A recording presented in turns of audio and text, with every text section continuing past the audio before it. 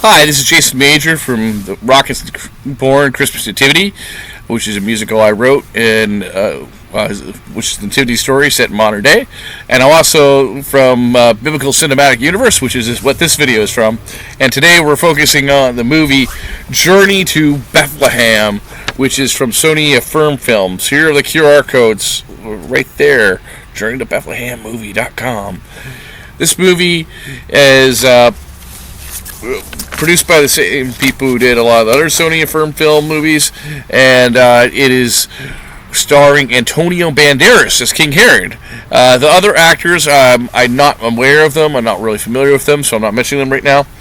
But basically, what this movie is trying to do is it is using pop music like Glee, like High School the Musical, to tell the story of the Christmas Nativity, but set into modern and the original biblical time, still with a cast that's very Western, admittedly. So what you have is, from this version standpoint, is it focuses on the story of Mary and Joseph, their romance or lack of romance in the beginning of the story, and then you also focus on the three wise men, who are basically three comedic, wisecracking people in this movie. They're not very intelligent, let's put it that way. They don't seem very wise either. And King Herod and his son are the main characters of the story. The characters like the shepherds, the innkeeper, anybody else are kind of like side characters. Elizabeth is in this movie, though, and Zachariah make an appearance too. So, without spoiling the movie, because it is based on the nativity story, I'll say that they do some different things with the chronological order of this story that I'm not used to. And it's done to heighten the drama between Joseph and Mary, and it depends on what your vision or order of the events is, because there's the book of Matthew and the book of Luke, and you kind of try to figure out from your own brain what order this is going. The way they do this does kind of make sense and kind of doesn't. It's hard to elaborate without spoiling it, but basically it's just to say that they do, for example, they show Elizabeth and Zachariah in this movie, but they don't show all the events surrounding that, okay?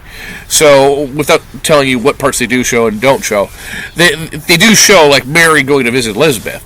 But then, as well, they're trying to do the subplot, which most nativity stories do, because they need a villain, which is King Herod. And obviously, you don't want to get to that point where, the babies are all being killed.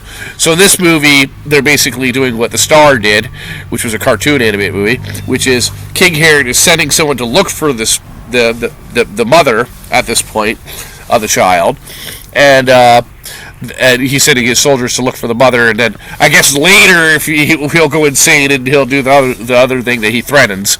But in this movie, you have King Herod's performance by Antonio Banderas is over the top and comical, and it's almost implied that he's demon possessed, which I kind of like that idea, that he might have been demon possessed. That's kind of cool. The storyline with Joseph and Mary, of how, like, Mary doesn't want to get married, she wants, but she has to. There's some things that work and some things that don't.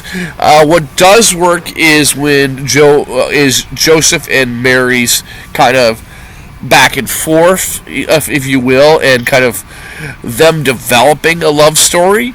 I think that they're two young, good-looking actors who do a good job with that part. And I thought that King Herod works. I thought the guy playing King Herod's son works, Antipas. That storyline works, but then, without giving spoilers, the ending of the movie feels like it happens. This was a problem I had when I wrote my Rockets Born script, was that once you're done the love story between Mary and Joseph, and kind of, okay, boy meets girl, reconciliation, you kind of, and then the nativity happens. And that's kind of what this movie felt like for me, is that the nativity just happened.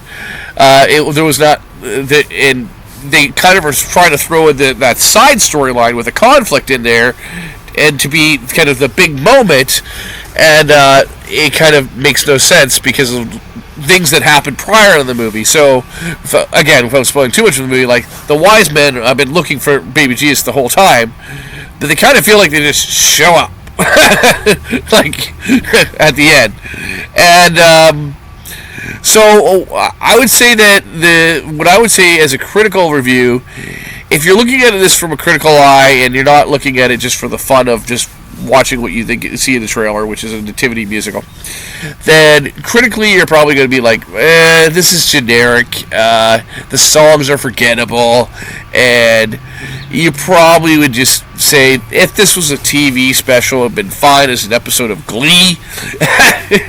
But if you're like me and you really like Bible movies, I think that this is a movie that I'm going to rewatch. I do think that.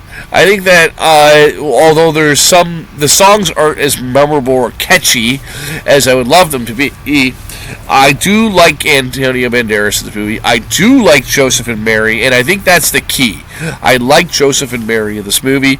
I like a lot of their ideas with the relationship that they have with the parents on both sides, and there's a lot to watch with this movie that I think would be fun to rewatch, especially when you can just have fun with the songs that are just kind of average, above average. I honestly think that if this movie had been a play at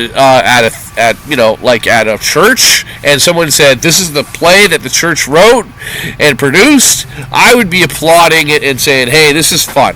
And I had a fun time, and my kids would have a fun time. I don't have kids, but if I had kids, And it'll be interesting to see how teenagers would react to this because of like I said, the High School Musical. If you've seen the recent Netflix movie A Week Away, you kind of got an idea of the kind of pop music that you're expecting. A Week Away kind of had the same. I mean, it had a pretty weak plot too.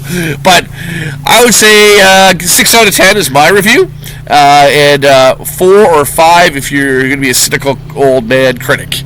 But I would encourage you, if you see that, basically, the honest review is see the trailer. If you like what you see in the trailer, I think you enjoy it as a pleasant time, and hopefully we can get the Rock is Born Christmas musical into theaters one day, and we'll have a real rock and roll show in our time.